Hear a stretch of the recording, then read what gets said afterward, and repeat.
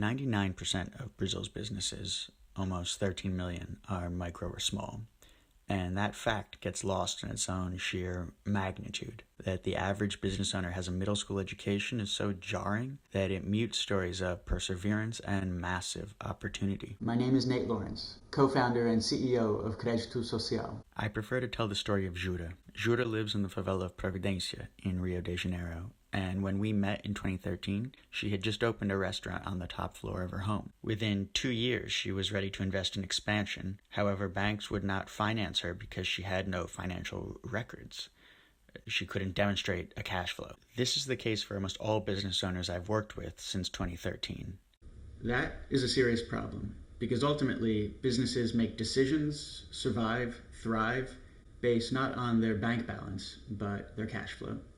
This also means banks do not have the financial information they need to lend.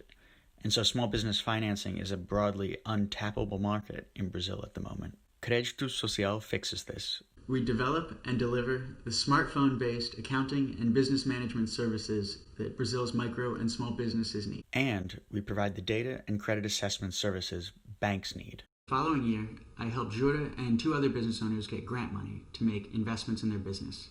So while Crédito Social has never raised money, we have helped other business owners do so. While at Columbia's Grad School of Arts and Sciences, class of 2018, I wrote a thesis on how Brazil's small businesses, simply by tracking basic cash flow, could produce economic growth. And then I wrote a second thesis on the techniques and technology needed to produce this behavioral change.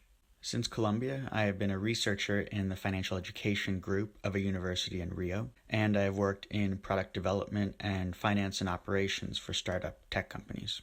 Our team in Brazil is COO Fernando Hanaka and lead developers Yuri Pires and Marcos Salvador. General Counsel Necesio Tavares is here with me in New York. I've met few people as actively curious as these guys, let alone who attend as many random talks and symposia. It is something I admire in them, and that gives me confidence in their problem solving. We all love not just profoundly researching a solution, but actually grabbing the hammer or the keyboard and solving the problem too. Our value to the Startup Lab is our experience in startup communities.